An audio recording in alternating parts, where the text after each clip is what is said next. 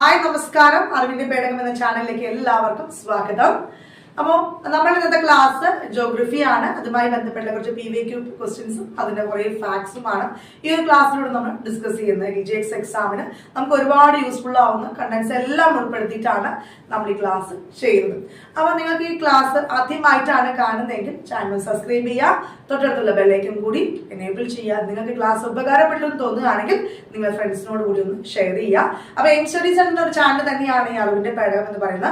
അപ്പോൾ LGSന് മാത്രം ഫോക്കസ് ചെയ്തുകൊണ്ട് നമ്മൾക്ക് കോഴ്സ് പുതിയ ബാച്ച് ആരംഭിച്ചിട്ടുണ്ട്. ഇന്നാണ് പുതിയ ബാച്ച്. അപ്പോൾ അതിലേക്ക് നമുക്ക് 999 രൂപ മാത്രമേ ഉള്ളൂ. അതിൽ റെക്കോർഡ് ക്ലാസ്സുകളും മോക്ക് ടെസ്റ്റ് മോഡൽ പരീക്ഷകളും ലൈവ് ക്ലാസ്സും പേഴ്സണൽ മെന്റർഷിപ്പ് എല്ലാം ഉൾപ്പെടുന്ന ഒരു വലിയ പാക്കേജ് ആണ് ഏറ്റവും ചെറിയ ഫീസിൽ നമ്മൾ നൽകുന്നത്. അപ്പൊ ആ കോഴ്സ് പർച്ചേസ് ചെയ്യുന്ന എല്ലാവർക്കും സൗജന്യമായിട്ട് വെറും 249 രൂപയ്ക്ക് 50 മോഡൽ പരീക്ഷകൾ പ്ലസ് 25 ലൈവ് ക്ലാസ്സുകളും ലഭിക്കുന്നതാണ്. 50 മോഡൽ പരീക്ഷ പറഞ്ഞാൽ 25 PYQ പ്ലസ് 25 മോഡൽ പരീക്ഷ പ്ലസ് 25 ലൈവ് സെക്ഷൻസ് എല്ലാ ടോപ്പിക്സും ഉൾപ്പെടുന്ന ഒരു ലൈവ് ക്ലാസ്സുകളായിരിക്കും നിങ്ങൾക്ക് ലഭിക്കുക. അപ്പൊ അത് ലഭിക്കാനായി എയിംസിന്റെ ഒഫീഷ്യൽ നമ്പർ 9446537080 നമ്പറിലേക്ക് കോൺടാക്ട് ചെയ്യുക കേട്ടോ. അപ്പൊ ഈ ഒരു ക്ലാസ്സിൽ എന്റെ ഭാഗത്ത് എന്തെങ്കിലും ഒരു മിസ്റ്റേക്ക് വന്നിട്ടുണ്ടെങ്കിൽ മക്കളൊന്ന് ചെയ്യുക, കമന്റ് ആയിട്ട് രേഖപ്പെടുത്തുക. നമ്മൾ കൂടുതൽ അപ്ഡേഷൻ ആയിട്ട് ഓരോ ക്ലാസ്സിൽ നമ്മൾ ചെയ്യുന്നതാണ്. അപ്പൊ എന്തെങ്കിലും ഒരു മിസ്റ്റേക്ക് ഉണ്ടെങ്കിൽ ഒന്ന് ക്ഷമിച്ചു കേട്ടോ. അപ്പൊ നമുക്ക് പെട്ടെന്ന് ഡിസ്കസ് ചെയ്തിട്ട് അതുമായി ബന്ധപ്പെട്ട കുറെ ഫാക്ട്സ് അങ്ങോട്ട് പഠിച്ചു പോവാം. അപ്പൊ ആദ്യം ചോദ്യം നോക്കിയ മക്കളെ, കേരളത്തിലെ ഇടനാടുകളെ സംബന്ധിച്ച പ്രസ്താവനകൾ ശരി അല്ലാത്ത പ്രസ്താവന ഏതാണ് എന്നാണ് ചോദ്യം. സമുദ്രനിരപ്പിൽ നിന്നും 7.5 മീറ്റർ മുതൽ 75 മീറ്റർ വരെ ഉയരം എന്ന് പറയുന്നു. അതവിടെ ശരിയാണോ? അതവിടെ ശരിയാണ് അല്ലെ. ഉയരം കൂടിയ കുന്നുകളും മലകളും അടങ്ങിയ പ്രദേശമാണ് എന്ന് പറയുന്നു. അതവിടെ തെറ്റല്ലേ? ഇടനാടിന്റെ ഭൂരിഭാഗവും എന്താണ്? വനങ്ങളാണ് എന്ന് പറയുന്നു. അതും തെറ്റാണ്. ഇടനാട് ചെറിയ കുന്നുകളും താഴ്വരകളും നദീതടങ്ങളും ചേർന്നതാണ് എന്ന് പറയുന്നു. അതും ശരിയാണ്. അപ്പൊ ഏതൊക്കെയാണ് ക്വസ്റ്റ്യൻ? എന്താണ് ശരിയല്ലാത്ത പ്രസ്താവനയാണ് ചോദിക്കുക. അപ്പൊ 2ഉം 3ഉം മാത്രമാണ് അവിടെ ശരിയല്ലാത്തതായിട്ട് വരിക അല്ലെ. മലനാടിനും തീരപ്രദേശത്തിനും ഇടയിലായി ചെറു കുന്നുകളാലും താഴ്വരകളാലും സമൃദ്ധമായ പ്രദേശമാണേത്? ഇടനാട് എന്ന് പറയുന്നത്. മലനാട് എത്രയാണ്? ഭൂവിസ്തൃതി 48% അല്ലെ. എത്രയാണ് ഭൂവിസ്തൃതിയുടെ? 48%. മലനാടാണെങ്കിൽ ഇടനാട് 42%. തീരപ്രദേശം 10% എന്നും കൂടി മനസ്സിലാക്കി വെക്കുക. ഇടനാടിന്റെ കിഴക്കേ അതിരാണ് എന്ത്? മലനാട്. പടിഞ്ഞാറ് തീരപ്രദേശമാണ്. ഇടനാട്ടിലുള്ള മണ്ണ് ഏതാണ്? ലാറ്ററൈറ്റ് മണ്ണാണ്. ഏതാണ് മക്കളെ? ലാറ്ററൈറ്റ് മണ്ണാണ് ഇടനാടിലെ മണ്ണ്. റബ്ബർ കൃഷിക്കും അതുപോലെ തെങ്ങ്, കവുങ്ങ്, കശുവണ്ടി, അടയ്ക്ക, ഗ്രാമ്പു, മരച്ചീനി, നെല്ല് തുടങ്ങിയവയ്ക്ക് ഏറ്റവും അനുയോജ്യമായ പ്രദേശമാണ് ഏത്? ഇടനാട് എന്ന് പറയുന്നത്. ക്ലിയർ ആണോ? അടുത്ത ചോദ്യം നോക്കിയേ. കേരളത്തിലെ വിവിധ വെള്ളച്ചാട്ടങ്ങൾ, ജില്ലകൾ എന്നിവയുടെ പട്ടിക ചുവടെ നൽകിയിരിക്കുന്നു. നിന്നും ശരിയല്ലാത്തത് കണ്ടെത്തുക. തുഷാരഗിരി കോഴിക്കോടാണ് എന്ന് പറയുന്നു. അതവിടെ ശരിയല്ലേ? വാഴച്ചാല് ശരിയാണോ? തെറ്റാണല്ലേ. ആതിരപ്പള്ളി വാഴച്ചാല് നമ്മൾ കേട്ടിട്ടുണ്ട്. എവിടെയാണ്? തൃശ്ശൂരാണ്. എവിടെയാണ്? തൃശ്ശൂരാണ്. ചീയപ്പാറ അല്ലെ. ചീയപ്പാറ ഇടുക്കിയാണ് എന്ന് പറയുന്നു. തൂവാരം ചീയപ്പാറയ്ക്ക് എവിടെയാണ്? ഇടുക്കിയാണ് മക്കൾ. എവിടെയാണ്? ഇടുക്കിയാണ്. അത് ശരിയാണ്. പാലരുവി കൊല്ലമാണ്. പാലരുവി കൊല്ലമാണെങ്കിൽ പെരുന്തേനരുവിയാണ്. എവിടെയാണ് മക്കളെ? പത്തനംതിട്ടയാണ്. എന്താണ്? പെരുന്തേനരുവി. പാലരുവി എവിടെയാണ്? കൊല്ലമാണെങ്കിൽ പെരുന്തേനരുവി എവിടെയാണ്? പത്തനംതിട്ടയാണ്. മീൻവല്ലം എവിടെയാണ്? മീൻവല്ലം പാലക്കാടാണെങ്കിൽ മീൻമുട്ടി എവിടെയാണ്? സൂചിപ്പാറ. മീൻമുട്ടിയൊക്കെ വയനാടാണ്. എവിടെയാണ്? സൂചിപ്പാറ, മീൻമുട്ടിയൊക്കെ വയനാടാണ്.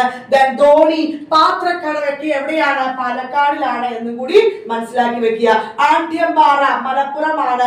മങ്കയം തിരുവനന്തപുരമാണ്. അരുവിക്കുഴി ഇമ്പോർട്ടന്റ് ആണ് കേട്ടോ.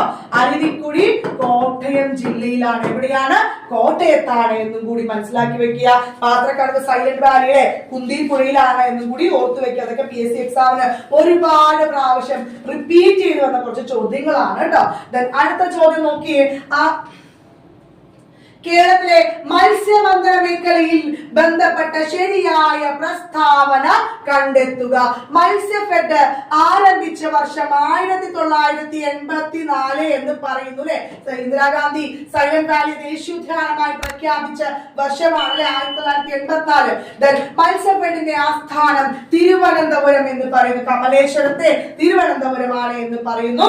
അതും ശരിയാണ്. ഇന്ത്യയിൽ നിന്നും ഏറ്റവും അധികം കയറ്റുമതി ചെയ്യപ്പെട്ട അല്ലെ കേരളത്തിലെ അലങ്കാര മത്സ്യമാണ് മിസ് കേരള എന്ന് പറയുന്നു. ശരിയാണ്, അതും ശരിയാണ്. അപ്പൊ എന്താണ് ആൻസർ? ഓപ്ഷൻ ഡി എല്ലാം ശരിയാണ്. മത്സ്യഫെഡിന്റെ ചെയർമാൻ ആണ് ടി മനോഹരൻ. ആരാണ്? ടി മനോഹരനാണ് മത്സ്യഫെഡിന്റെ ചെയർമാൻ ആണ്. മത്സ്യഫെഡിന്റെ ഉൽപ്പന്നമാണ് എന്താണ് മക്കളെ? ന്യൂട്രി ഫിഷ് ആണ്. എന്താണ്? ന്യൂട്രി ഫിഷ് ആണ് മത്സ്യഫെഡിന്റെ ഉൽപ്പന്നം എന്ന് മനസ്സിലാക്കി വെക്കുക. മത്സ്യബന്ധനത്തിൽ ഒന്നാം സ്ഥാനം, ലോകത്ത് ഒന്നാം സ്ഥാനമുള്ള രാജ്യമാണ് ചൈന. എന്താണ്? മത്സ്യബന്ധനത്തിൽ ലോകത്തിൽ ഒന്നാം സ്ഥാനമുള്ള രാജ്യം ചൈനയാണ്. മൊത്തം മത്സ്യ ഉൽപാദനത്തിൽ കേരളത്തിൽ ഒന്നാം സ്ഥാനമുള്ള ജില്ലയാണ് കൊല്ലം. ഇതാണ് ഉൾനാടൻ മത്സ്യഗതാഗതത്തിൽ ഒന്നാം സ്ഥാനമുള്ള ജില്ല. ഏറ്റവും കൂടുതലുള്ള ജില്ല എറണാകുളമാണെങ്കിൽ കടലിനെ ആശ്രയിച്ച് കഴിയുന്നവർ എവിടെയായത്? ഏറ്റവും കൂടുതൽ തിരുവനന്തപുരമാണ്. എന്താണ്? തിരുവനന്തപുരമാണ് എന്ന് കൂടി മനസ്സിലാക്കി വെക്കുക. അതുപോലെ തന്നെ മത്സ്യത്തിൽ നിന്ന് ലഭിക്കുന്ന മൂലകം ഏതാണ്? കാൽഷ്യമാണ്. എന്താണ്? കാൽഷ്യമാണ് എന്നും കൂടി ഓർത്തു വെക്കുക. ചീഞ്ഞ മുട്ടയിലെ മത്സ്യത്തിന്റെ അല്ലെ ഗന്ധമുള്ള വാതകം ചോദിച്ചിട്ടുണ്ട്. കെമിസ്ട്രിയുമായി ബന്ധപ്പെട്ട് അറിഞ്ഞപ്പോൾ ക്വസ്റ്റ്യൻ ഇട്ടാണ് ഫോസ്ജീൻ ആണ്. എന്താണ്? ഫോസ്ജീൻ ആണ്. ക്ലിയർ ആണോ? അടുത്ത ചോദ്യം നോക്കിയേ.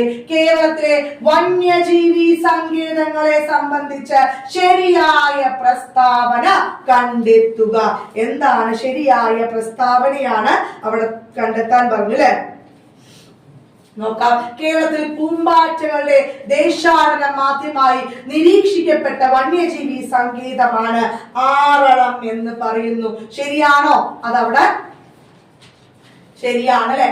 സൈലന്റ് വാലി ഓഫ് കണ്ണൂർ എന്നറിയപ്പെടുന്നത് ആറളമാണ് എന്ന് പറയുന്നു. ശരിയാണ്. കേരളത്തിലെ ഏറ്റവും വലിയ വന്യജീവി സങ്കേതമാണ് വയനാട് എന്ന് പറയുന്നു. തെറ്റല്ലേ? കേരളത്തിലെ ഏറ്റവും വലിയ രണ്ടാമത്തെ വന്യജീവി സങ്കേതമാണ് വയനാട് അല്ലെ. എത്രാമത്തെയാണ്? രണ്ടാമത്തെ. മുത്തങ്ങ വന്യജീവി സങ്കേതം, തോൽപ്പട്ടി വന്യജീവി സങ്കേതം എന്നറിയപ്പെടുന്ന വയനാട് വന്യജീവി സങ്കേതമാണ്. എപ്പോഴാണ് നിലവിൽ വന്ന്? 1973 എന്ത് വയനാട് വന്യജീവി സങ്കേതം നിലവിൽ വന്നത്. നീലഗിരി ബയോസ്ഫിയർ റിസർവിന്റെ ഭാഗമാണ് എന്നും കൂടി മനസ്സിലാക്കി വെക്കാം. സംരക്ഷിക്കുന്ന മൃഗം ഏതാണ്? ആനയാണ് കേട്ടോ. നീലഗിരി ബയോസ്ഫിയർ റിസർവിന്റെ ഭാഗമായ കേരളത്തിലെ വന്യജീവി സങ്കേതം ഏതാണ്? സങ്കേതം പെരിയാറ് എന്ന് പറയുന്നു. ക്ലിയർ ആണോ? ശരിയാണോ? അതവിടെ തെറ്റല്ലേ? തെറ്റാണ്. അപ്പൊ ഏതൊക്കെയാണ് ആൻസർ? 1ഉം 2ഉം മാത്രമാണ് അവിടെ ശരി. ഓപ്ഷൻ എ ആണ് കറക്റ്റ് ആയിട്ടുള്ള ആൻസർ അല്ലെ. കേരളത്തിലെ ആദ്യത്തെ വന്യജീവി സങ്കേതം, ഏറ്റവും വലിയ വന്യജീവി സങ്കേതം എന്നറിയപ്പെടുന്ന പെരിയാറാണ്. കേരളത്തിലെ ആദ്യത്തെ കടുവ സംരക്ഷണ കേന്ദ്രം അല്ലെ. ഇന്ത്യയിലെ 10ാമത്തെ കടുവ സംരക്ഷണ കേന്ദ്രമാണ് ഏത്? പെരിയാർ വന്യജീവി സങ്കേതം അല്ലെ. പെരിയാർ ലോകത്തിലെ ബിക്കർലിൻ പഠനം അത് നടപ്പിലാക്കുന്ന വന്യജീവി സങ്കേതം കൂടിയാണ് പെരിയാർ. പെരിയാറിനെ വന്യജീവി സങ്കേതമായി പ്രഖ്യാപിച്ച വർഷമാണ് 1950. ക്ലിയർ ആണോ? കേരളത്തിലെ പെരിയാറിനെ ടൈഗർ റിസർവായി പ്രഖ്യാപിച്ചത് 1978. പെരിയാറിനെ വന്യജീവി സങ്കേത ദേശീയോദ്യാനമായി പ്രഖ്യാപിച്ചതാണ് 1982 കേട്ടോ. പെരിയാർ വന്യജീവി സങ്കേത പ്രൊജക്ട് എലിഫന്റിന് കീഴിലായതാണ് 1992. ക്ലിയറാണ്. ഇത്രയും കാര്യങ്ങൾ പെരിയാറുമായിട്ട് ബന്ധപ്പെട്ടതാണ് അല്ലെ. വയനാട് വന്യജീവി സങ്കേത സമീപത്ത് സ്ഥിതി ചെയ്യുന്ന വന്യജീവി സങ്കേതം ഏതൊക്കെയാണ്? മുതുമല വന്യജീവി സങ്കേതം തമിഴ്നാട്ടിലും അതുപോലെ ബന്ദിപ്പൂർ നാഗർഹോള കർണാടകയുമാണ് എന്ന് കൂടി മനസ്സിലാക്കി വെക്കുക. അടുത്ത ചോദ്യം നോക്കിയേ. കേരളത്തിലെ ദേശീയോദ്യാനങ്ങളെ സംബന്ധിച്ച് തെറ്റായ പ്രസ്താവന ഏതാണ് എന്നാണ് ചോദ്യം. ഏറ്റവും കൂടുതൽ ദേശീയോദ്യാനങ്ങളുള്ള ജില്ലയാണ് ഇടുക്കി എന്ന് പറയുന്നു. അത് ശരിയാണ്. ടോട്ടൽ നമുക്ക് എത്രയാണ്? 18 ദേശീയോദ്യാനം ഉണ്ട് അല്ലേ? അതില് 4 എവിടെയാണ്? ഇടുക്കിയിൽ തന്നെയാണ്. കേരളത്തിലെ ആദ്യത്തെ ദേശീയോദ്യാനം എന്ന് പറയുന്നു സൈലന്റ് വാലി ആണോ? അല്ല, തെറ്റ്. സൈലന്റ് വാലി ഏതാണ്? രണ്ടാമത്തെ ദേശീയോദ്യാനമാണ് അല്ലെ. കേരളത്തിൽ ഏറ്റവും ചെറിയ ദേശീയോദ്യാനമാണ് പാമ്പാടും ചോല. ക്ലിയറാണ്, ശരിയാണ്. വംശനാശനി ഭീഷണി നേരിടുന്ന സിംഹവാലൻ കുരങ്ങുകൾ കാണപ്പെടുന്ന ദേശീയോദ്യാനമാണ് ഇരവികുളം എന്ന് പറയുന്നു. അതും അവിടെ തെറ്റല്ലേ? എന്താണ്? തെറ്റായ പ്രസ്താവനയാണ് അവിടെ ചോദിച്ചു. 2ഉം 4ഉം തെറ്റ്. ഇവിടെ ഓപ്ഷൻസ് 2ഉം 4ഉം ഉണ്ട് കേട്ടോ. അപ്പൊ 2ഉം 4ഉമാണ് തെറ്റ് അല്ലെ. കേരളത്തിലെ ആദ്യത്തെ ദേശീയ ഉദ്യാനമാണ് ഏത്? ഇരവികുളം. കേരളത്തിലെ ഏറ്റവും വലിയ ദേശീയ ഉദ്യാനം, ലോക പൈതൃക പട്ടികയിൽ ഇടം നേടിയ ദേശീയോദ്യാനം ലക്കം വെള്ളച്ചാട്ടം. എന്താണ്? ലക്കം വെള്ളച്ചാട്ടം സ്ഥിതി ചെയ്യുന്ന ദേശീയോദ്യാനമാണ് ഇരവികുളം. ഇരവികുളത്തെ വന്യജീവി സങ്കേതമായി പ്രഖ്യാപിച്ചത് 1975 എന്നും കൂടി മനസ്സിലാക്കി വെക്കുക. ദേശീയോദ്യാനമായി പ്രഖ്യാപിച്ചത് 1978. അപ്പൊ വന്യജീവി സങ്കേതമായിട്ട് 75-ലും ദേശീയോദ്യാനമായി പ്രഖ്യാപിച്ചത് 78. അതുപോലെ ഈ വംശനാശം ഭീഷണി നേരിടുന്നത് എന്താണ്? വരയാടുകളുടെ സംരക്ഷണ കേന്ദ്രമാണ് ഏത്? ഇരവികുളം ദേശീയ ഉദ്യാനം. വരയാട് എന്താണ് ശാസ്ത്രീയ നാമം? എന്താണ്? നീലഗിരി ട്രാഗസ് ഹൈലോക്കിയസ്റ്റോ. അതും കൂടെ മനസ്സിലാക്കി വെക്കുക. തമിഴ്നാടിന്റെ സംസ്ഥാന മൃഗമാണ് ഏത്? ഈ വരയാട്. വിനോദസഞ്ചാര കേന്ദ്രമായ രാജമല എവിടെയാണ്? ചോദിച്ചത് രാജമല ഇടുക്കിയിലാണ്. ഇടുക്കിയിലെ ഇരവികുളത്താണ് എന്നും കൂടി മനസ്സിലാക്കി വെക്കുക. അടുത്തത് എന്താണ്? പെരിയാറിലെ പെരിയാർ ദേശീയോദ്യാനം സ്ഥിതി ചെയ്യുന്ന താലൂക്ക് പീരുമേടാണ്. സൈലന്റ് വാലി എന്താണ്? കേരളത്തിലെ രണ്ടാമത്തെ ദേശീയോദ്യാനമാണ് അല്ലെ. പാലക്കാട് ജില്ലയിലെ മണ്ണാർക്കാട് താലൂക്കിൽ സ്ഥിതി ചെയ്യുന്ന ദേശീയോദ്യാനമാണ് സൈലന്റ് വാലി. സൈലന്റ് വാലിയെ ദേശീയോദ്യാനമായി പ്രഖ്യാപിച്ചത് 1984 ഇന്ദിരാഗാന്ധി ആണെങ്കിൽ സൈലന്റ് വാലി ദേശം ഉദ്ഘാടനം ചെയ്ത വ്യക്തിയാണ് 1985 രാജീവ് ഗാന്ധിയാണ്. സൈലന്റ് വാലിയെ ബഫർ സോണായി പ്രഖ്യാപിച്ചത് 2007. ക്ലിയർ ആണോ? സിംഹവാലൻ കുരങ്ങുകൾക്ക് പ്രസിദ്ധമായ ഇതാണ് ഏത്? Silent Valley. പശ്ചിമഘട്ടം, നീലഗിരി കുന്നുകൾ എന്നിവയുടെ ഭാഗമായി വ്യാപിച്ചു കിടക്കുന്ന ദേശീയോദ്യാനമാണ് സൈലന്റ് വാലി.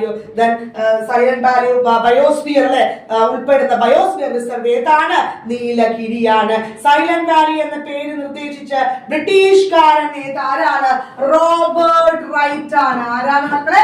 റോബർട്ട് റൈറ്റ് ആണ് എന്നും കൂടി ഓർത്തു വെക്കുക. ക്ലിയർ ആണോ?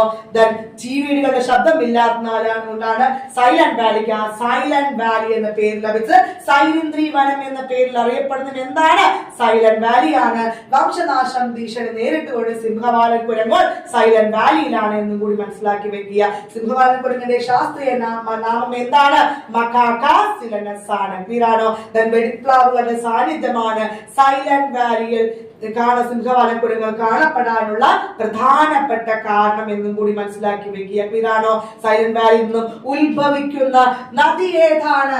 നദിയാണ് തൂതാപ്പുഴ. ഏതാണ് ഉത്ഭവിക്കുന്ന നദി? തൂതാപ്പുഴയാണ്. ഒഴുകുന്ന നദി ഏതാണ്? അതാണ് കുന്തിപ്പുഴ. പാത്രക്കടവ് പദങ്ങൾ മാത്രമേ പറഞ്ഞല്ലേ. ഉത്ഭവിക്കുന്ന തൂതയാണെങ്കിൽ ഒഴുകുന്ന നദി കുന്തിപ്പുഴയാണ് എന്ന് കൂടി ഓർത്തു വെക്കുക.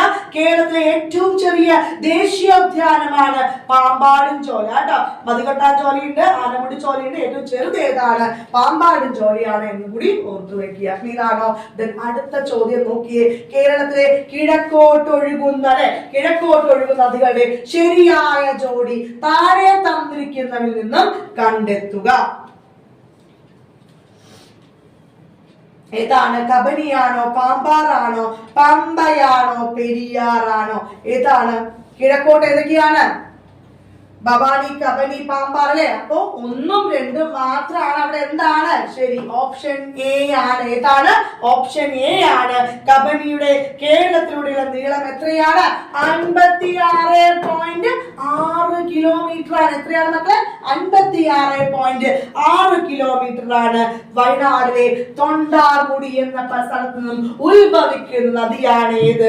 കബനി. കേരളത്തിൽ കിഴക്കോട്ടൊഴുകുന്ന നദികളിൽ ഏറ്റവും വലിയ നദി കബനിയാണ്. കബനി എവിടെ സ്ഥിതി ചെയ്യുന്ന അണക്കെട്ട് ഏതാണ്? ബാണാസുര സാഗർ ഡാമാണ്.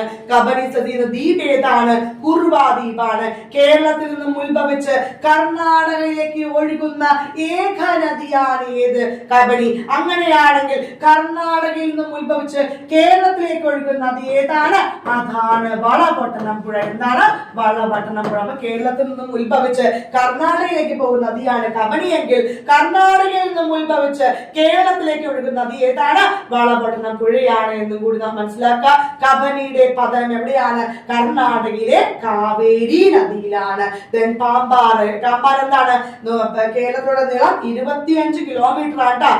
ദേവികുളം താലൂക്കിലെ ഇടുക്കി ജില്ലയിലെ ബെന്മൂർ എന്ന് പറയുന്ന സ്ഥലത്ത് നിന്നാണ് എന്താണ്? പാമ്പാർ നദി ഉത്ഭവിക്കുന്നത്. പാമ്പാറിന്റെ പതനവും കാവേരി തന്നെയാണ്. ഭവാനി, പാമ്പാർ, കബനിയിലെ. അത് 3 കിഴക്കോട്ടൊഴുകുന്ന നദികൾ എന്ന് കൂടി മനസ്സിലാക്കി വെക്കുക. ചിന്നാർ വന്യജീവി സങ്കേതത്തിലൂടെ ഒഴുകുന്ന നദി ഏതാണ്? പാമ്പാറാണ്. കേരളത്തിൽ കിഴക്കോട്ടൊഴുകുന്ന നദികളിൽ ഏറ്റവും ചെറിയ നദിയാണ് ഏത്? പാമ്പാറാണ്. തൂഫാനം വെള്ളച്ചാട്ടം സ്ഥിതി ചെയ്യുന്ന നദിയാണ് പാമ്പാർ. തലയാർ എന്ന പേരിൽ അറിയപ്പെടുന്ന നദി ഏതാണ്? പാമ്പാറാണ് എന്നും കൂടി മനസ്സിലാക്കി വെക്കുക. ക്ലിയർ ആണോ? അടുത്ത ചോദ്യം നമുക്ക് നോക്കാം മക്കളെ. ഇന്ത്യയിലെ ഏറ്റവും ഉയരം കൂടിയ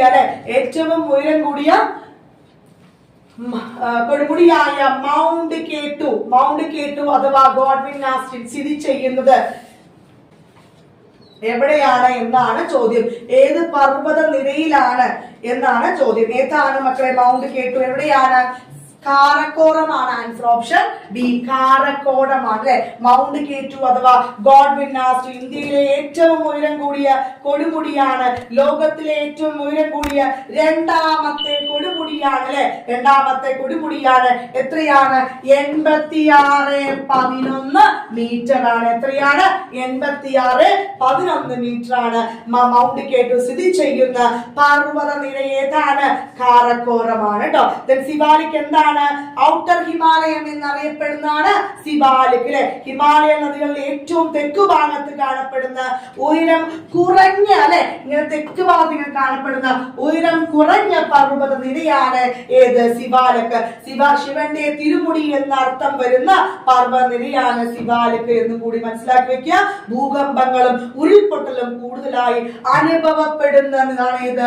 സിവാലിക്. ഭൂകമ്പം ഉണ്ടാവും, ഉരുൾപൊട്ട സ്ഥലമല്ലേ. അപ്പൊ എന്താണ് അവിടെ കൂടുതലായിട്ട് ഭൂകമ്പവും ഉരുൾപൊട്ട ഏറ്റവും കൂടുതൽ കാണപ്പെടുന്നു. ഈ സ്ഥലത്തുള്ള കൃഷി എങ്ങനെയാണ്? ഇങ്ങനെ തട്ടുതട്ടായിട്ടുള്ള കൃഷിയാണ് ഏതും കൂടി മനസ്സിലാക്കി വെക്കുക. അപ്പൊ സിവാലിക് സ്ഥലത്തുള്ള കൃഷി എങ്ങനെയായിരിക്കും? തട്ടുതട്ടായിട്ടുള്ള ഇതാണ്. അതുപോലെ ഗംഗാ സമതലത്തിന് സമാന്തരമായി കാണപ്പെടുന്ന ഹിമാലയത്തിന്റെ ഭാഗം ഏതാണ്? അത് സിവാലിക് ആണ് എന്നും കൂടി മനസ്സിലാക്കി വെക്കുക. സിവാലിക്കിൽ കാണപ്പെടുന്ന വിസ്തൃതമായ താഴ്വരകളാണ് ഡ്യൂൺ. ഏറ്റവും വലിയ ഡ്യൂണാണ് ഏത്? ഡെറാഡൂൺ. ഏറ്റവും വലിയ പട്ലി ഡൂണ്, ഡെറാഡൂണ്, കോഗ്ലി ഡൂൺ ഒക്കെ എവിടെയാണ്? ഈ സിവാലിക്കിലാണ് എന്ന് കൂടി മനസ്സിലാക്കി വെക്കുക. അതുപോലെ സിവാലിക് പ്രധാനമായിട്ടും കൃഷി ചെയ്യുന്ന എന്തൊക്കെയാണ്? ഉരുളക്കിഴങ്ങ്, ബാർലി, കുങ്കുമപ്പൂവ്, ആപ്പിള്, ഓറഞ്ച്, തേയില ഒക്കെ എവിടെയാണ് ഏറ്റവും കൂടുതൽ കൃഷി ചെയ്യുന്നത്? ഈ സിവാലിക്കിൽ. അവിടെ തട്ടുതട്ടായിട്ടുള്ള കൃഷി രീതിയല്ലേ, അപ്പൊ അവിടെയാണ് ഏറ്റവും കൂടുതൽ കൃഷി ചെയ്യുന്നത് എന്നും കൂടി ഓർത്തു വെക്കുക. ക്ലിയർ ആണോ? ഹിമാചൽ എന്താണ്? ഹിമാദ്രിക്കിലെ തെക്കുഭാഗത്തായി കാണപ്പെടുന്ന പർവ്വതനിരയാണ് ലെസ്സർ ഹിമാലയ എന്നറിയപ്പെടുന്നു. എന്താണ് മക്കളെ? ലെസ്സർ ഹിമാലയ എന്ന് അറിയപ്പെടുന്നതാണ് ഹിമാചൽ. എത്രയാണ് ശരാശരി ഉയരം? 3000 മീറ്റർ ആണ്. എത്രയാണ് മക്കളെ? 3000 മീറ്റർ ആണ് എന്നും കൂടി ഓർത്തു വെക്കുക. അപ്പൊ ഹിമാലയ എത്രയാണ് ശരാശരി ഉയരം? 3000 മീറ്റർ ആണ് എന്നും കൂടി മനസ്സിലാക്കി വെക്കുക. സിവാലിക് ആണെങ്കിൽ 1220 മീറ്റർ ആണ്. അതും കൂടെ ഒന്ന് മനസ്സിലാക്കി വെക്കുക. സിവാലിക് എത്രയാണ്? 1220 മീറ്റർ ആണ്. ദെൻ കുളു മണാലിയിലെ അതുപോലെ തന്നെ താഴ്വരകളിലൂടെ ഒഴുകുന്ന നദി ബിയാസ് ഒക്കെ അവിടെ എവിടെയാണ്? ഈ ഹിമാചലിലാണ്. മനുവിന്റെ വാസസ്ഥലം എന്നറിയപ്പെടുന്ന എവിടെ താഴ്വര? മണാലിയാണ്. ഹിമാചലിലെ പ്രധാനപ്പെട്ട ചുരങ്ങ പർവ്വതങ്ങൾ ഏതൊക്കെയാണ്? പീർപഞ്ചൽ പർവ്വതങ്ങൾ ഇമ്പോർട്ടന്റ് ആണ്, എക്സാമിന് ചോദിച്ചിട്ടുണ്ട്. അതുപോലെ തന്നെ ഹിമാചലിൽ കാണപ്പെടുന്ന പ്രധാന മരങ്ങൾ ഏതൊക്കെയാണ്? പൈൻ, ഓക്ക്, ദേവദാരൊക്കെ എവിടെ കാണപ്പെടുന്നു? ഹിമാചലിലാണ് കാണപ്പെടുന്നത് എന്ന് കൂടി മനസ്സിലാക്കി വെക്കുക. ദൈവങ്ങളുടെ താഴ്വര എന്നറിയപ്പെടുന്ന കുളു താഴ്വരയൊക്കെ അവിടെയാണ്. ക്ലിയർ ആണോ? ദെൻ ഹിമാദ്രിയിലെ ഹിമാലയത്തിലെ ഏറ്റവും ഉയരം കൂടിയ പർവ്വത നിരയാണ് ഹിമാലയത്തിന്റെ നട്ടെല്ല് എന്ന് വിശേഷിക്കപ്പെടുന്ന ഹിമാദ്രിയാണ്. ഹിമാദ്രിയുടെ ശരാശരി ഉയരം എത്രയാണ്? 6000 മീറ്ററിന് മുകളിലാണ്. സിവാലിക് 1220 പറഞ്ഞു. ഹിമാചലിലെ 3000 എന്ന് പറഞ്ഞു. ഹിമാദ്രി എത്രയാണ്? 6000 മീറ്ററിന് മുകളിലാണ്. ഇന്നർ ഹിമാലയം എന്നറിയപ്പെടുന്നു അല്ലെ, ഗ്രേറ്റർ ഹിമാലയം എന്നറിയപ്പെടുന്ന ഏതാണ്? ഹിമാദ്രിയാണ്. കാഞ്ചൻജംഗയും അന്നപൂർണയും നംഗ പർവ്വതമൊക്കെ സ്ഥിതി ചെയ്യുന്ന പർവ്വതനിര ഏതാണ്? ഹിമാദ്രിയാണ്. ഗംഗ, യമുന എന്നീ നദികളുടെ ഉത്ഭവം എവിടെയാണ്? ഈ ഹിമാദ്രിയിലാണ് എന്ന് കൂടി ഓർത്തു വെക്കുക. ധാതുക്കളുടെ കലവറ എന്ന് വിളിക്കുന്ന ഭൂപ്രകൃതി വിഭാഗം ഏതാണ്? ധാതുക്കളുടെ കലവറ എന്ന് വിളിക്കുന്ന ഭൂപ്രകൃതി വിഭാഗം? ഉത്തര മഹാസമതലമാണോ? ഉപദ്വീപീയ പീഠഭൂമിയാണോ? ഹിമാലയ പർവ്വതമാണോ? തീരസമതലമാണോ? ഏതാണ് ആൻസർ ആയിട്ട് വരിക? ധാതുക്കളുടെ കലവറ എന്നറിയപ്പെടുന്ന ഓപ്ഷൻ ബി ഉപദ്വീപീയ പീഠഭൂമിയാണ്. ഏതാണ് മക്കളെ? ഉപദ്വീപീയ പീഠഭൂമിയാണ് എന്ന് കൂടി മനസ്സിലാക്കി വെക്കുക. ക്ലിയർ ആണോ? ഉത്തര മഹാസമുദ്രം എന്താണ്? ഹിമാലയത്തിന്റെ തെക്കും ഉപദ്വീപീയ പീഠഭൂമിക്ക് വടക്കും സ്ഥിതി ചെയ്യുന്ന ഭൂപ്രദേശമാണ് ഇത് ഉത്തര മഹാസമുദ്രം. സിന്ധു, ഗംഗ, ബ്രഹ്മപുത്ര നദിയുടെ ഇവിടെ അവയുടെ പോഷക നദിയൊക്കെ എന്ത് രൂപം കൊണ്ട് നദിയാണ് ഏത്? സമതലമാണ് ഏത്? ഉത്തര മഹാസമതലം എന്നും കൂടി മനസ്സിലാക്കി വെക്കുക. എക്കൽ മണ്ണാൽ വളരെ സമ്പുഷ്ടമായ സമതലമാണ് ഉത്തര മഹാസമതലം. ലോകത്തിലെ ഏറ്റവും വിസ്തൃതമായ സമതലമാണ് എന്ത്? ഉത്തര മഹാസമുദ്രം. ഇന്ത്യയുടെ ധാന്യപുര എന്നറിയപ്പെടുന്ന ഭൂപ്രദേശമാണ്. ഭാരതീയ സംസ്കാരത്തിന്റെ ഈറ്റില്ലം എന്നറിയപ്പെടുന്ന ഉത്തര മഹാസമുദ്രമാണ് അല്ലെ. അവിടെ കൂടുതലായിട്ട് കൃഷി ഗോതമ്പും ചോളവും നെല്ലും കരുത്തി പയറുവർഗ്ഗങ്ങൾ കരിമ്പൊക്കെ എവിടെയാണ്? കൂടുതലായിട്ട് എവിടെയാണ് മക്കളെ? ഉത്തര മഹാസമതലത്താണ് എന്നും കൂടി മനസ്സിലാക്കി വെക്കുക. ഇന്ത്യയിൽ വളരെ കൂടുതൽ ജനസംഖ്യ കൂടുതലുള്ള പ്രദേശമാണ് ഇത് ഉത്തര മഹാസമതലം. ഇന്ത്യൻ സമ്പദ് വ്യവസ്ഥയുടെ നട്ടെല്ല് എന്നറിയപ്പെടുന്ന ഉത്തര മഹാസമതലമാണ്. ക്ലിയർ ആണോ? അടുത്തത് ഉപദ്വീപീയ പീഠഭൂമിയുണ്ട്. ഹിമാലയ പർവ്വതമുണ്ട് അല്ലെ. ഇന്ത്യയിലെ ഏറ്റവും പഴക്കമേറിയ ഭൂവിഭാഗമാണ് ഏത്? ഉപദ്വീപീയ പീഠഭൂമി. ഇന്ത്യയിലെ ഏറ്റവും വലിയ ഭൂവിഭാഗം കൂടി തന്നെയാണ്. ഉപദ്വീപ പീഠഭൂമിയുടെ ഏകദേശം ആകൃതി എങ്ങനെയാണ്? ക്രമരഹിതമായ ത്രികോണ ആകൃതി ചോദിച്ചിട്ടുണ്ട്. എങ്ങനെയാണ്? ക്രമരഹിതമായ ത്രികോണ ആകൃതിയാണ് ഏതിന്റെ? ഉപദ്വീപീയ പീഠഭൂമിയുടെ എന്നും കൂടി മനസ്സിലാക്കി വെക്കുക. ഉപദ്വീപ പീഠഭൂമിയിലെ ഏറ്റവും ഉയരം കൂടിയ കൊടുമുടി ഏതാണ്? ആനമുടിയാണ്. ഏതാണ്? ആനമുടിയാണ്. എത്രയാണ് ഉയരം? 2695 മീറ്റർ ആണ്. എവിടെയാണ് സ്ഥിതി ചെയ്യുന്നത്? നമ്മുടെ ഇടുക്കിയിലാണ് അല്ലെ. എവിടെയാണ്? ഇടുക്കി ജില്ലയിലാണ്. ധാതുക്കളുടെ കലവറ എന്നറിയപ്പെടുന്നത് ഉപദ്വീപീയ പീഠഭൂമിയാണ്. ഉപദ്വീപ പീഠഭൂമിയുടെ തെക്കേ ഭാഗമാണ് ഡെക്കാൻ പീഠഭൂമിയിലെ ലാവ തണുത്തുറന്നുണ്ടാകുന്നതാണ് ഏത്?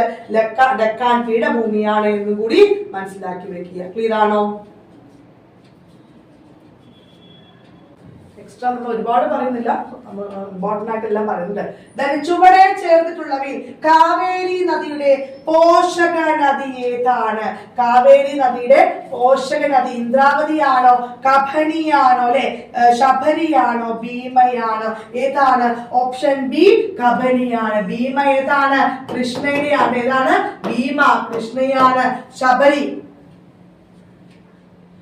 ഇന്ദ്രാവതി, പെൺഗംഗ, മഞ്ചീര അതൊക്കെ ഏതിന്റെയാണ്? ഗോദാവരിയാണ്. ഏതാണ്? ഗോദാവരിയുടെയാണ് എന്ന് കൂടി മനസ്സിലാക്കി വെക്കുക. ക്ലിയർ ആണോ? ഭീമ, തുംഗഭദ്ര, മാലപ്രഭ, ഘട്ടപ്രഭ കൊയിനാക്കി ഏതിന്റെയാണ്? കൃഷ്ണേരിയാണ് കേട്ടോ. അത് നന്നായി ഒന്ന് മനസ്സിലാക്കി വെക്കുക.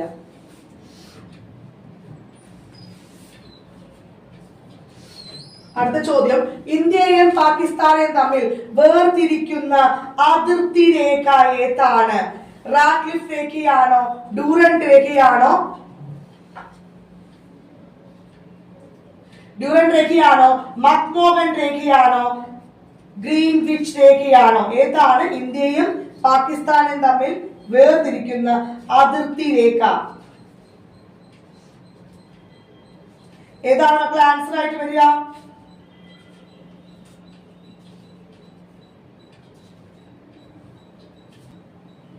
ഓപ്ഷൻ എ ആണ് അല്ലെ, റാഡ്ക്ലിഫ് രേഖ. ഏതാണ്? റാഡ്ക്ലിഫ് രേഖയാണ്. ഇന്ത്യയും പാകിസ്ഥാൻ റാഡ്ക്ലിഫ് ആണെങ്കിൽ ഇന്ത്യയും ചൈനയുമാണ് എന്താണ്? ഇന്ത്യയും ചൈനയുമാണ് എന്ത്? മക്മോഹൻ രേഖ എന്ന് കൂടി ഓർത്തു വെക്കുക. ഇന്ത്യ അഫ്ഗാനിസ്ഥാനാണ്. ഇന്ത്യയും അഫ്ഗാനിസ്ഥാനുമാണ് ഏത്? ഡ്യൂറന്റ് രേഖ. ഇന്ത്യയും ശ്രീലങ്കയാണെങ്കിൽ പാക് കടലെടുക്കാണ് കേട്ടോ. ഇന്ത്യയും ശ്രീലങ്കയും പാക് കടലെടുപ്പ്. ഇന്ത്യയും മാലദ്വീപ് ആണെങ്കിൽ 8 ഡിഗ്രി ചാനൽ. എന്താണ്? ഇന്ത്യയും മാലദ്വീപ് ആണെങ്കിൽ ഏതാണ്? 8 ഡിഗ്രി ചാനൽ ആണ് എന്ന് കൂടി മനസ്സിലാക്കി വെക്കുക. India Bangladesh 3 Bigha corridor. India Bangladesh 3 Bigha corridor ആണ് എന്ന് കൂടി ഓർത്തു വെക്കുക. ക്ലിയർ ആണോ? അടുത്ത ചോദ്യം, LGS ക്രാഷ് ബാച്ചിന്റെ കാര്യം നമ്മൾ പറഞ്ഞില്ലേ. LGS 50 model question paper, 25 PYQ plus 25 model question paper plus 25 live ക്ലാസ്സുകൾ തികച്ചും സൗജന്യം. എങ്ങനെയാണ്? വെറും 249 രൂപയ്ക്ക് പേയ്മെന്റ് ചെയ്താൽ മതി. നിങ്ങൾക്ക് ക്രാഷ് കോഴ്സ് എടുക്കുകയാണെങ്കിൽ 999 രൂപയുടെ ക്രാഷ് കോഴ്സ് എടുക്കുകയാണെങ്കിൽ തികച്ചും സൗജന്യമായിട്ട് അത് ലഭിക്കുമില്ല. അത് മാത്രമാണ് മതിയെങ്കിൽ 249 രൂപ മാത്രം പേയ്മെന്റ് ചെയ്താൽ മതി കേട്ടോ. ഇന്ത്യയിൽ ഏറ്റവും കൂടുതൽ കടൽ തീരമുള്ള സംസ്ഥാനം ഏതാണ് എന്നാണ് ചോദ്യം. ഗുജറാത്ത് ആണോ? കർണാടകയാണോ? മഹാരാഷ്ട്രയാണോ? ഗോവയാണോ? ആൻസർ ഏതാണ് മക്കളെ? ആൻസർ ഓപ്ഷൻ ബി, ഗുജറാത്ത് ആണ്. ഏതാണ്? Option B, option B Gujarat ആണ് ആൻസർ കേട്ടോ. ഇത് ഇന്ത്യയുടെ കടൽത്തീര ദൈർഘ്യം എത്രയാണ്? 7516.6 കിലോമീറ്റർ ആണ് കേട്ടോ. കടൽത്തീരമുള്ള ഇന്ത്യൻ സംസ്ഥാനങ്ങളുടെ എണ്ണം എത്രയാണ്? 9 ആണ്. എത്രയാണ് മക്കളെ? കടൽത്തീരമുള്ള ഇന്ത്യൻ സംസ്ഥാനങ്ങളുടെ എണ്ണം 9 ആണ് അല്ലെ. കടൽത്തീരം ഏതൊക്കെയാണ്? ഗുജറാത്ത്, മഹാരാഷ്ട്ര, ഗോവ, കർണാടക, കേരള, തമിഴ്നാട്, എന്താണ് പിന്നെ ആന്ധ്രാപ്രദേശ്, ഒഡീഷ, വെസ്റ്റ് ബംഗാൾ എന്നും കൂടി മനസ്സിലാക്കി വെക്കുക. ക്ലിയർ ആണോ? കടൽത്തീരമില്ലാത്ത ഏക ദക്ഷിണേന്ത്യൻ സംസ്ഥാനം ചോദിച്ചിട്ട് തെലുങ്കാനയാണ് ഏറ്റവും കൂടുതൽ കടൽത്തീരമുള്ളത്. ഗുജറാത്ത് ആണെങ്കിൽ ഏറ്റവും കുറവാണെങ്കിൽ കൊല്ലമാണ്. ഏറ്റവും കൂടുതൽ കടൽത്തീരമുള്ള ദക്ഷിണേന്ത്യൻ സംസ്ഥാനം തമിഴ്നാടാണ് കേട്ടോ. തെക്കേ ഇന്ത്യയിലെ ഏറ്റവും ഉയരം കൂടിയ കൊടുമുടി ഏതാണ്? എവറസ്റ്റ് ആണോ? നന്ദാദേവിയാണോ? ആനമുടിയാണോ? കാഞ്ചൻജംഗയാണോ? ഏതാണ് ഏറ്റവും ഉയരം കൂടിയ കൊടുമുടി? ഏതാണ് മക്കളെ പറഞ്ഞു? ഓപ്ഷൻ ബി ആനമുടിയാണ്. ഏതാണ്? ആനമുടിയാണ് അല്ലെ. മൗണ്ട് എവറസ്റ്റ് എന്താണ്?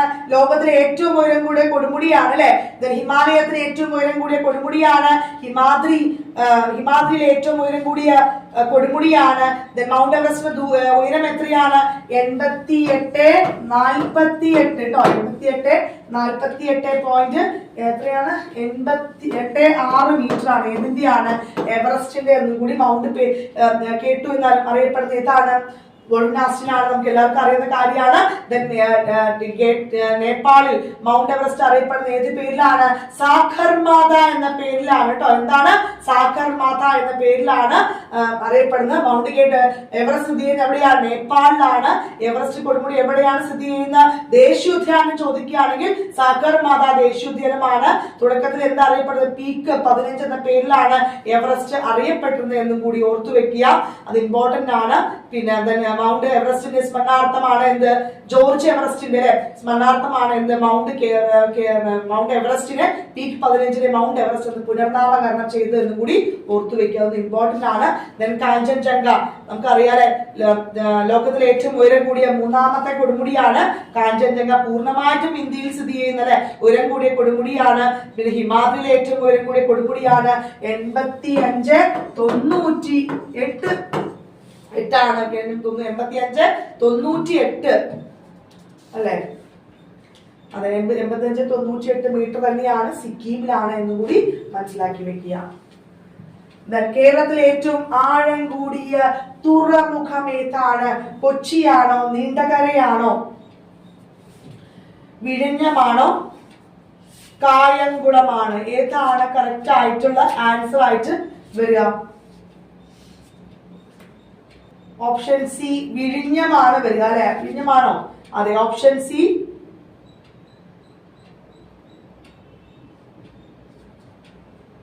ഓക്കെ, കേരളത്തിലെ ഏറ്റവും ആഴം കൂടിയ തുറമുഖം ഏതാണ്? കൊച്ചിയാണോ, നീണ്ടകരയാണോ, വിഴിഞ്ഞമാണോ, കായംകുളമാണോ? ഏതാണ് ആൻസർ?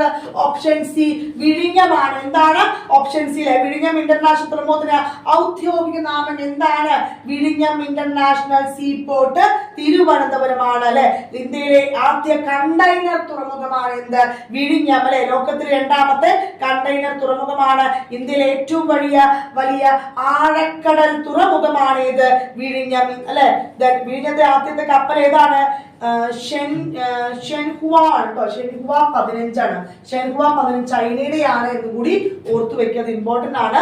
ദെൻ വിഴിഞ്ഞം തുറമുഖ നിർമ്മാണ ചുമതല ആർക്കാണ്? അദാനി പോർട്സിനാണ് കേട്ടോ. എപ്പോഴാണ് ഉദ്ഘാടനം? 2015 ഡിസംബർ 5 എന്നും കൂടി മനസ്സിലാക്കി വെക്കുക.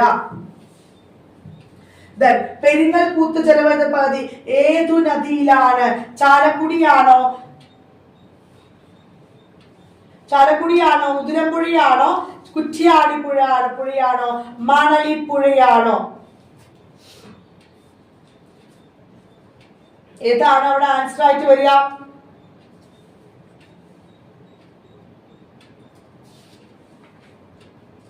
ജലവൈദ്യുത പദ്ധതി ഓപ്ഷൻ എ ചാലക്കുടിയാണ് അല്ലെ. ഏതാണ്? ചാലക്കുടി പുഴയാണ് എന്നും കൂടി ഓർത്തു വെക്കുക. എവിടെയാണ്? ചാലക്കുടി പുഴയാണ്. ഏറ്റവും കൂടുതൽ ജലവൈദ്യുത പദ്ധതിയുള്ള ജില്ല ഏതാണ്? ഇടുക്കിയാണ് അല്ലെ. ഏതാണ്? ഇടുക്കിയാണ്. കേരളത്തിലെ ഏറ്റവും കൂടുതൽ ജലവൈദ്യുത പദ്ധതികൾ സ്ഥിതി ചെയ്യുന്ന നദി ഏത് ചോദിക്കുകയാണെങ്കിൽ പെരിയാറാണ് മക്കൾ. ഏതാണ്? പെരിയാറാണ്. കേരളത്തിലെ ഏറ്റവും വലിയ ജലവൈദ്യുത പദ്ധതിയാണെങ്കിൽ ഇടുക്കിയാണ്. 2ാമത്തെ ആണെങ്കിൽ ചെങ്കുളമാണ്. കേരളത്തിലെ ആദ്യത്തെ ജലവൈദ്യുത പദ്ധതി ഏതാണ്? പള്ളിവാസലാണ് എന്നും കൂടി ഓർത്തു വെക്കുക. കേരളത്തിലെ ഏറ്റവും ചെറിയ ദേശീയ ഉദ്യാനം ഏതാണ്? നമ്മൾ ഡിസ്കസ് ചെയ്ത കാര്യമാണ്. പാമ്പാടും ചോലയാണ്. ഏതാണ്? പാമ്പാടും ചോലയാണ്. കർണാടകയും തമിഴ്നാടുമായി ചേരുന്ന വയനാട് അതിർത്തി 2 ഭാഗങ്ങളായി ചിതറിക്കിടക്കുന്ന വന്യജീവി സങ്കേതം ഏതാണ്? മുത്തങ്ങയാണോ, ആറളമാണോ, ചിന്നാറാണോ? ഏതാണ്? നമ്മൾ പറഞ്ഞല്ലേ മുത്തങ്ങ വന്യജീവി സങ്കേതം പറഞ്ഞല്ലേ. ഓപ്ഷൻ സി ആണ് അവിടെ കറക്റ്റ് ആയിട്ടുള്ള ആൻസർ. ഏതാണ്? ഓപ്ഷൻ സി ആണ് കറക്റ്റ് ആയിട്ടുള്ള ആൻസർ കേട്ടോ. ചിന്നാർ വന്യജീവി എന്താണ്? കേരളത്തിന്റെ ഭാഗമായിട്ടുള്ള പശ്ചിമഘട്ടത്തിലെ മഴനില പ്രദേശമാണ് ചിന്നാർ അല്ലെ. അത് നമുക്കറിയുന്ന കാര്യമാണ്. ലോക പൈതൃക പട്ടികയിൽ ഉൾപ്പെട്ട വന്യജീവി സങ്കേതമാണ്. ചാമ്പൽ വരയണ്ണാനൊക്കെ കൂടുതലായി കാണപ്പെടുന്ന ഇതിലാണ്? ചിന്നാർ വന്യജീവി സങ്കേതത്തിലാണ് കേട്ടോ. ആറളം നമ്മൾ ഡിസ്കസ് ചെയ്ത കാര്യമാണ്. ആറളം എന്താണ്? കർണാടക കൂർഗ് വനവുമായി ചേർന്ന് നിൽക്കുന്ന വന്യജീവി സങ്കേതമാണ്. സൈലന്റ് വാലി ഓഫ് കണ്ണൂർ എന്നറിയപ്പെടുന്നൊക്കെ ഏതാണ്? ആറളമാണ്. അടുത്ത ചോദ്യം, കേരളത്തിലെ ഏറ്റവും നീളം കൂടിയ നദി ഏതാണ്? ഭാരതപ്പുഴയാണോ, പാമ്പാറാണോ, പെരിയാറാണോ, ഭവാനിയാണോ? ഏതാണ് ആൻസർ ആയിട്ട് അവിടെ വരിക?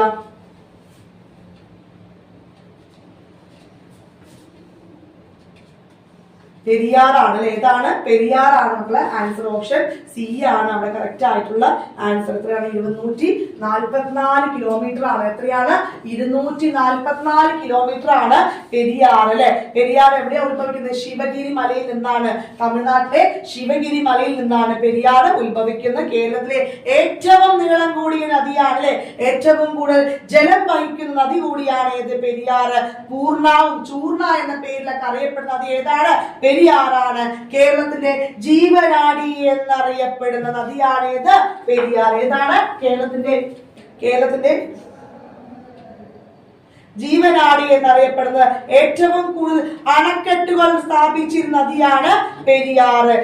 അതുപോലെ തന്നെ ആലുവാപ്പുഴ, കാലടിപ്പുഴ എന്നറിയപ്പെടുന്ന നദി, മൂന്നാറിൽ സംഗമിക്കുന്ന നദി ഏതൊക്കെയാണ്? മുതിരമ്പുഴ, നല്ല തണ്ണി, കുണ്ടള എന്നും കൂടി മനസ്സിലാക്കി വെക്കുക. പെരിയാറിനോട് ആദ്യം ചേരുന്ന പോഷക നദിയാണ് ഏത്?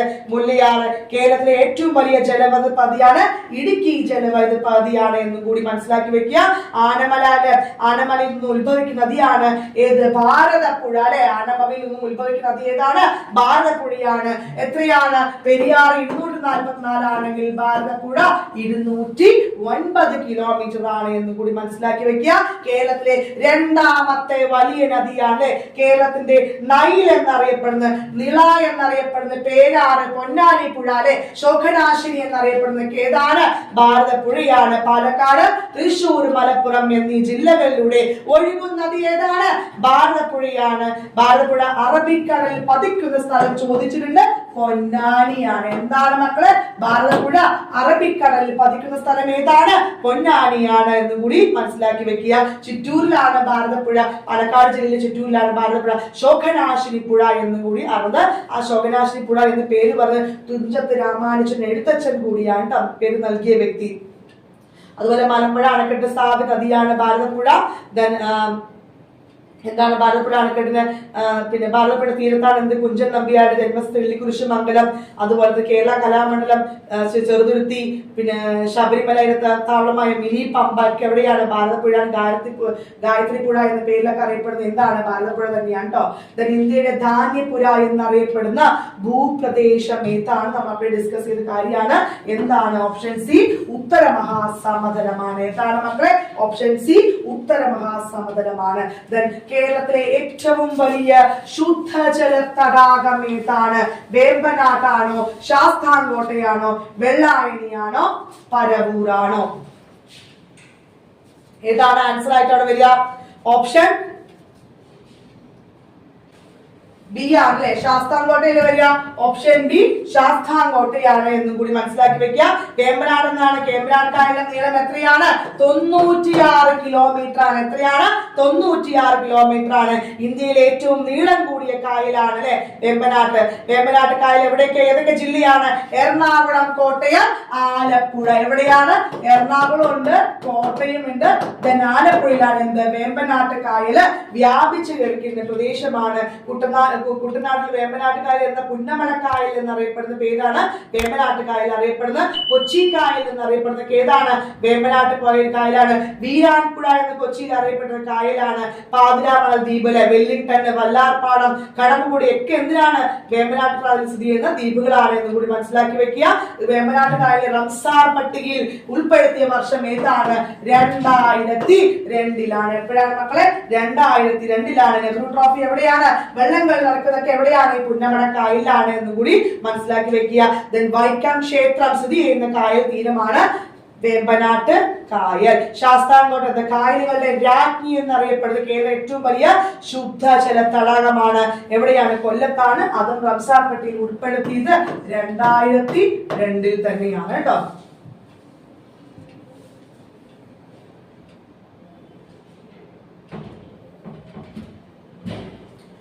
അപ്പോൾ ഇന്നത്തെ ക്ലാസ്സിൽ നമ്മൾ കുറച്ച് കാര്യങ്ങൾ ഡിസ്കസ് ചെയ്തിട്ടുണ്ട്. അതുമായി ബന്ധപ്പെട്ട് കുറേ ഫാക്ട്സ് ഡിസ്കസ് ചെയ്തു. അപ്പൊ നിങ്ങൾക്ക് ഈ ക്ലാസ് ഉപകാരപ്പെട്ടെന്ന് തോന്നുകയാണെങ്കിൽ നിങ്ങളുടെ ഫ്രണ്ട്സിനോട് കൂടി ഒന്ന് ഷെയർ ചെയ്യാം. അപ്പൊ എന്തെങ്കിലും ചെറിയ മിസ്റ്റേക്ക് ഉണ്ടെങ്കിൽ ഒന്ന് കമന്റ് ആയിട്ട് രേഖപ്പെടുത്തുക. കൂടുതൽ അപ്ഡേഷനുമായിട്ട് നല്ലൊരു ക്ലാസ്സുമായിട്ട് കാണാം. നന്ദി, നമസ്കാരം.